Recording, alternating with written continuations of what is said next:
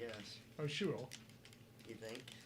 Oh, yeah. She does have a sense of humor. It's buried in there deeply. I have a sense of humor, too. That's why the commercials are done, and we are on. It's time for Stages of Life Radio with Dr. David Klein. Have a medical question? Call 407-422-1212. That's 407-422-1212. Or text 23680. Is she yelling at us? Yes. I feel like I'm being yelled at. That was Linda yelling at us. It was Linda yelling at us. Hi, everybody. How are you? Welcome to the show. Wait, here's that catchy music we like. There it is. Now we're officially on. Whee! All right, that's Dr. David Klein. I am Melissa Fox. How are you, everybody? Okay, so today, as usual, we'll start out the show with Dr. Dave laying out a little something for you to chew on, so to speak. And then we'll take your calls, questions, etc., and answer texts both on the social media at Stages of Life Medical Institute, as well as on the phone, 407-422-1212. Text line's always open, 23680. So today, Dr. Klein has decided to talk about the male libido. Well, not really. Not so much the libido. More like the hormonal balance. Yeah, well, it's going to be, we spent a lot of time on women. We've spent a lot of time on all kinds of different things, but we've neglected the guys just a little bit too long. Okay. So I figured, well, all right, fine, I'll agree to go ahead and discuss what we need to do here. And what we're going to talk about is hormone balance, hormone replacement, hormone considerations in men. You know, when we talk about hormone replacement therapy, generally speaking, the implications in most circles that you're talking about women. Well, we need to do BHRT, bioidentical hormone replacement therapy, tick. And it's always about women. And what do we do about guys? How do we handle guys? And you're going to think, well, gee, it's different. You know, they'll get those shots of testosterone and they're good to go. Well, in fact, it's not that simple. B, what's been going on with men's testosterone replacement is criminal, in my opinion, just in terms of the damage that's being done. So what's the difference between people? Why is it that some people need testosterone replaced and some do not? Men. We'll limit it to men right now. And the answer is because men age at different rates. There are things that we do in the environment. There are things that we do medically. There are things that we do socially that can reduce testosterone secretion and sometimes do it irreversibly. And it happens slowly. It's an insidious process. You don't even necessarily know that it's going on until you lose your edge. Or there's that competitive moment, that third date, whatever it happens to be, when things have to gel and they don't. And then what do? It's kind of an embarrassing sort of a situation. They have all kinds of really cool commercials on the air. You know, some of them are very funny. Some of them are kind of sad. But the fact of the matter is that men age at different rates, every bit the same as women, except that women, there's not necessarily any external visualization that things are not working. They can fake it. It works just fine. Men have a much more difficult time with that. So what are the sorts of things? Well, how do people age? So with women, their hormones, you know, we're going to limit it to estriol, estradiol, estrone,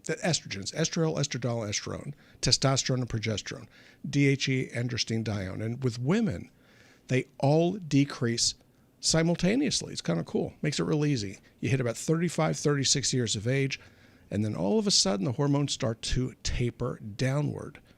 It's just what you can expect. People find themselves with a little sagging here and a little sagging there. They may find that their hair is changing color, their skin is changing.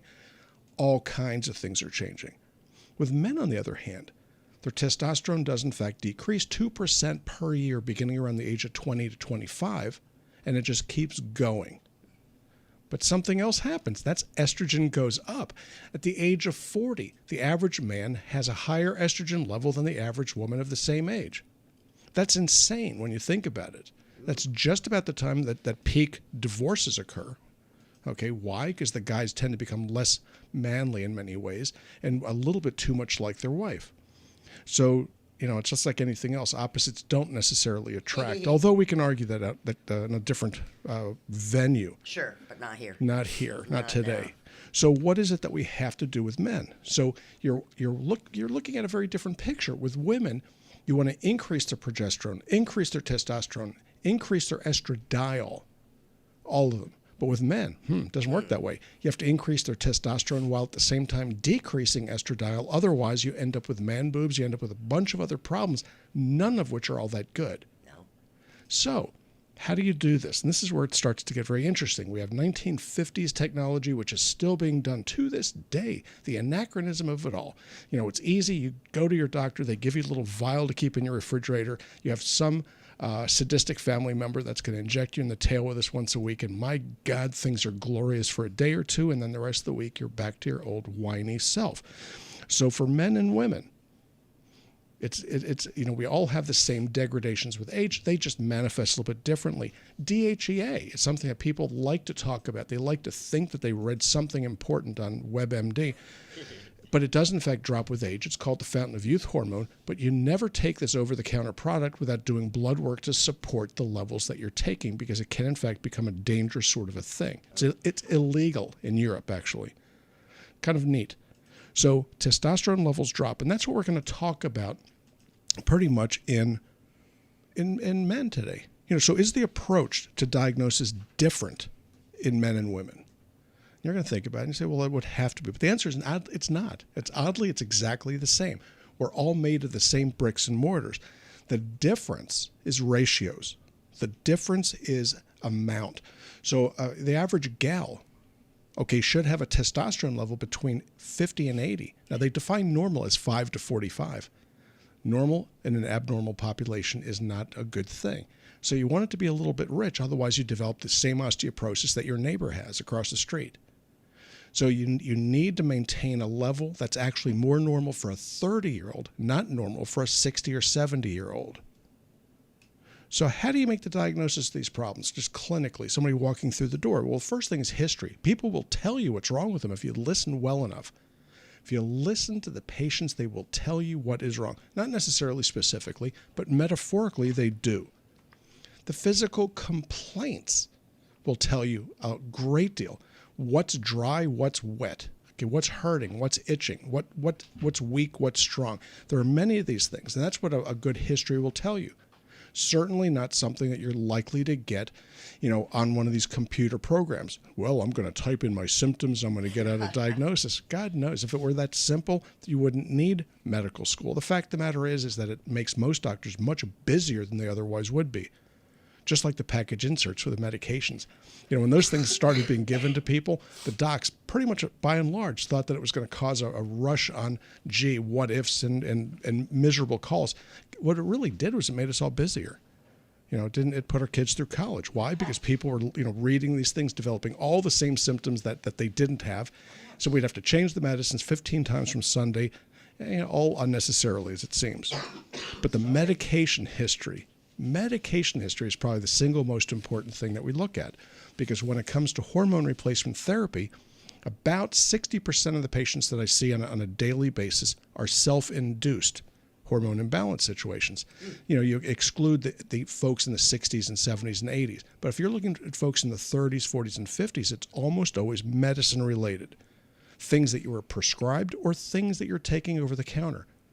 Medications that may not even make any sense to you. Things like Ritalin and Adderall shut down testosterone like a champ. Shut down cortisol like a marvel. Causes all kinds of problems. Flonase, these little nasal sprays, shut down the gonadotropins it's like dropping a rock. Wait, Flonase makes things not work? You got it. Yeah, I know. That's stuff that you're using right now. So how do you figure this out? And the answer is very simple. It really is easy. And it's done with blood work, not saliva testing. For those of you out there that like to spit into vials, that's pretty useless. So waste your money. Give it away. Give the money away to the guy under the bridge, because you'll get more satisfaction. But you want blood work to look at it. And we'll talk about the rest of it after these very, very important announcements. Very much so. Please support our sponsors like Pharmacy Specialists over there in Maitland, the #1 compounding pharmacy that Dr. Dave lives by. You betcha. Good guys. I've known them for 30 years. There you go. All right, so we're going to talk a little bit more about male testosterone replacement and supplementation when we come back. This is Stages of Life Radio on News Radio WFLA Orlando. Sorry about that. Oh. That's great. Hi, Hey, everybody. That's yummy. All right. Now, that was just actually, that was acting school 101. How do you make yourself cry and how do you make yourself cough? Oh, that was it. Just grab some high hairs. There you go. Well, I wasn't lying that I didn't, I feel fine. You just look like heck. I'm burning up. How are you sleeping? Not well. Yeah. This kind of cough will keep you from sleeping. Mm-hmm. Yeah, I got a heating pad going. It's only just dropped into my lungs. Do you have any peppermint oil around the house? Yes. Okay. Have you been using it? No. What is wrong with you? How do I use it? Okay. What you do is, if anybody's listening, God bless you. They okay. are. Thanks for being there. there. But you're listening right now. Hi, So guys. what you want to do is to wash your hands. The single most important step of this is to wash your hands with soap and water. Okay. You take your peppermint oil in your left hand and you take it and tap a couple drops off under your right thumb. Stick the right thumb to the roof of your mouth. Hold it for a moment, take it out and repeat. What you're doing is you're putting the peppermint oil on the hard palate. Within moments, it'll go through into the maxillary sinus, stimulate it, and you're going to want to blow it out. Okay. It is kind of like a shooter for the maxillary sinus. It knocks it out of the park. So how often do you want to do this? About as long as you want to. You can do this 5 or 6, 10 times a day if you chose to. You will, in fact, smell like a peppermint candy, but that's okay. Will I? You will. You'll like it. What I messed up.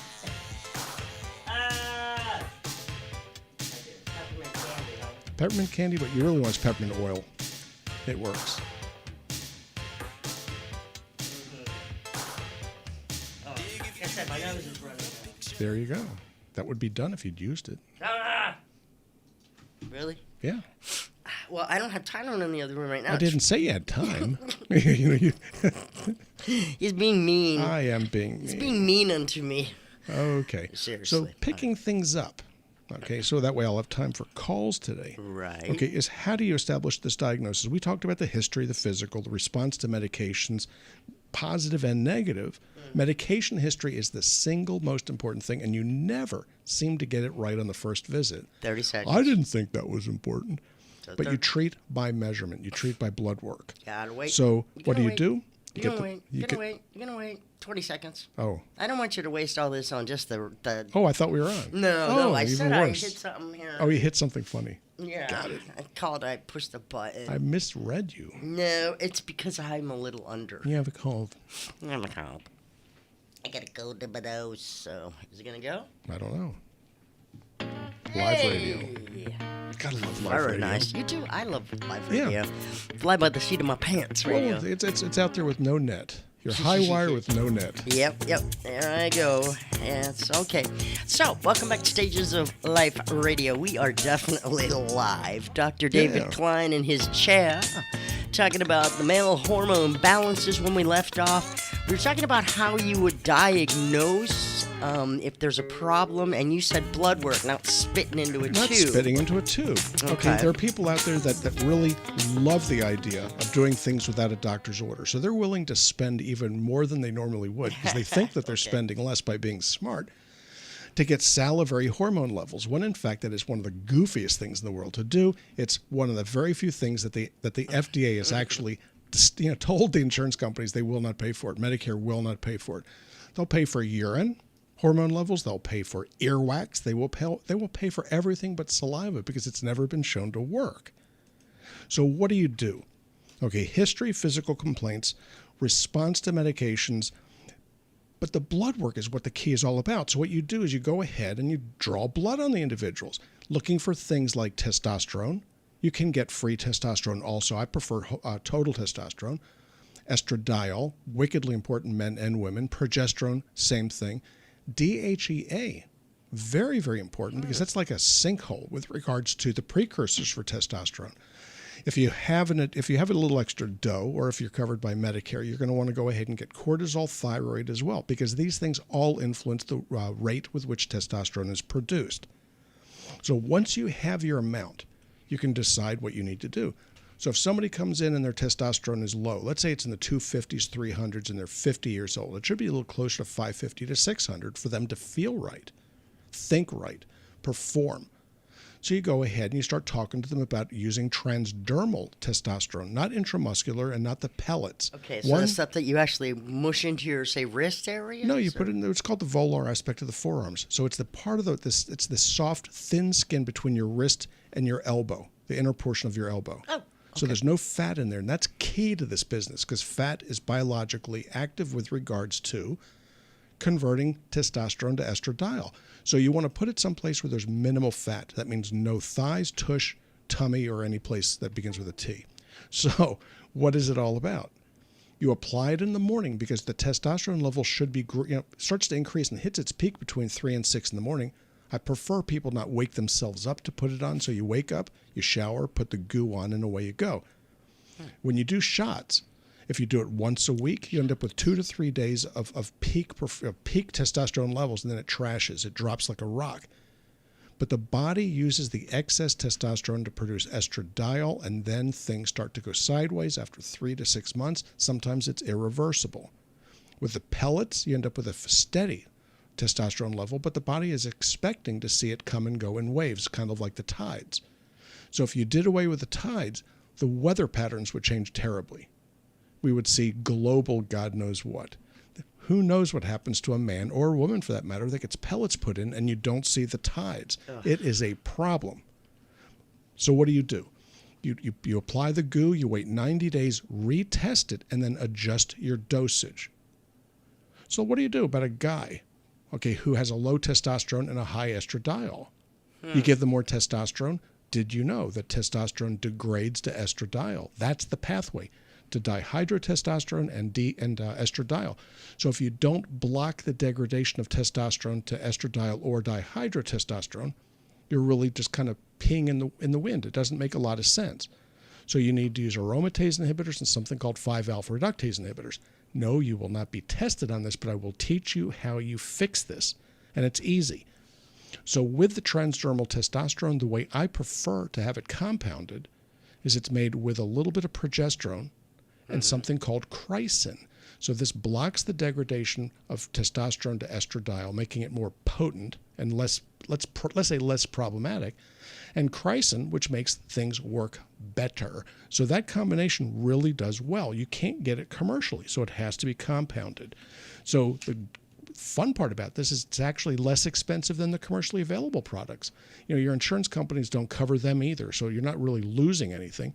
The little bottles of testosterone are for folks that don't know any better and VA patients. So what do you want to do? What types of supplements do you look at? Because you can, in fact, control things with over-the-counter products. In spite of the fact that Bob is smiling, sometimes these things actually work. Why is Bob smiling? Why is Bob smiling? He's making a lot of money off you. Bob made a lot of money off you and then ran. You haven't seen too much of that stuff recently, have you? So, but what supplements work? I've been in this business for 40 years. I'm still here. Bob is smiling, and he's somewhere in the Bahamas. So we have one called Stud Mix, and what does it do? If you read the label, it's got all of the ingredients, no proprietary blend of this, that, or the other, so you can not know what you're getting. But what it does is an aromatase and a 5-alpha reductase inhibitor, and then a little something called poor man's Viagra, just in case you need a little extra kick down below. Stuff is inexpensive, and it works. Take it every night at bedtime. So the trick is to treat the underlying testosterone deficiency. Try to time it exactly right. You get as close to natural as you can, which means 6:30 or 7 in the morning. You wake up, shower, and put it on. And then you go about your business with your diet. Now, what do you do if you have high estrogen levels? We find this on a routine basis. A guy will come in with an estrogen level in the 40s, 50s, 60s, or higher. Now, those would be good levels for a woman. Not so great for a guy if he's expecting to perform like a guy. So you either block the production, which you can do with the chrysin in the cream, but more appropriately what you can take is something called D-indolmethane. The product that we use is called nomowining. And it's taken orally, and it blocks the degradation of the estradiol by blocking its degradation from testosterone. So if it's a seesaw, it tilts it to the testosterone and away from the estradiol. What else can you do? So if you are blocking the production, you can increase excretion. The body is good at this.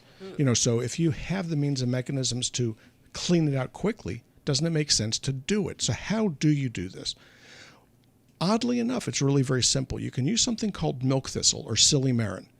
Now, women, you have to be really careful with it because Milk thistle, right? milk thistle. When a woman takes milk thistle, it will lower her estrogen very, very quickly and far too profoundly. Men, it's a little harder to get it down, but once you do, it works beautifully. So the combination of silymarin and curcumin is what I prefer to use. Why? Because it's cheaper than just the silymarin alone. But the curcumin also helps men, and 1/3 of whom have subacute prostatitis. So it helps with that, settles it down, and makes them do a little bit better. You have to be careful with your medications. You need to be taking medicines that will support your thyroid and adrenals. So what does that? And the answer is very simple. B-complex vitamins along with the micronutrients of a mineral nature. So we use magic minerals, and it works fine for this. So silymarin, curcumin, how does that work? And